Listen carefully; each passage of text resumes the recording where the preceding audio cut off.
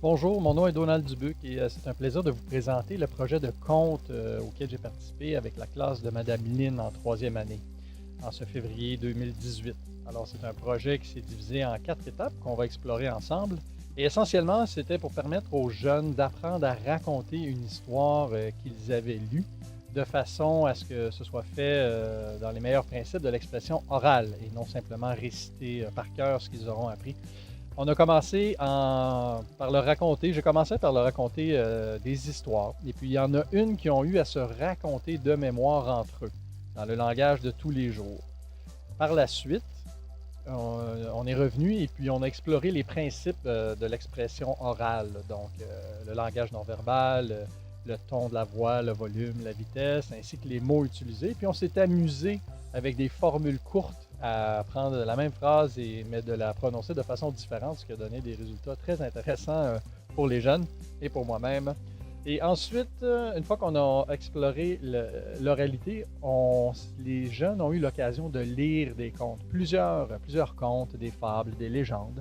Et puis on en est venu à choisir une histoire qui nous intéressait. Ça a été bien parce que tous les jeunes ont pu choisir une histoire qui leur tentait.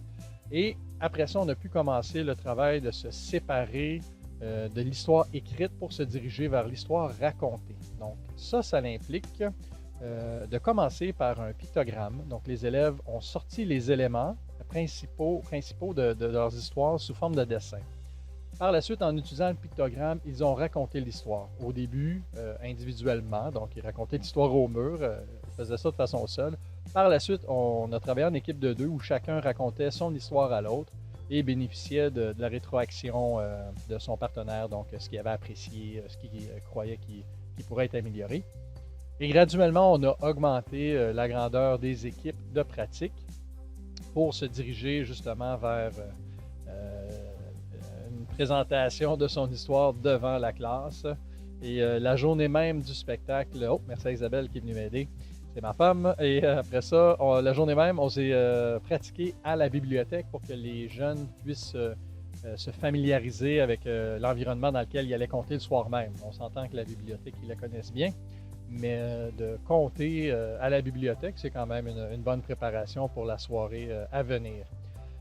Les enfants ont vraiment bien fait ça. C'est un grand plaisir pour moi là, de voir qu'ils ont tous amélioré beaucoup là, leur capacité à s'exprimer. Ça a été vraiment une belle aventure avec eux. Et puis, ça a fait en sorte que par un beau soir de février enneigé, tout le monde s'est ramassé à la bibliothèque, parents, amis, famille, pour entendre les histoires des jeunes. Alors, ça fait une belle soirée. On a même eu une prestation surprise du petit frère d'un des élèves pour dire qu'on est tous des conteurs, n'est-ce pas? Alors, merci à vous d'avoir aidé vos enfants tout au long du projet et d'être venus le soir même. C'est une belle expérience pour eux, pour moi, et j'espère que ça l'a été pour vous. Et je vous souhaite beaucoup de plaisir à revoir les prestations de vos enfants. Si vous êtes une enseignante ou un enseignant qui aimerait savoir comment on peut faire un projet comme ça dans votre classe, contactez-moi, ça va me faire plaisir de vous raconter tout ça. À bientôt!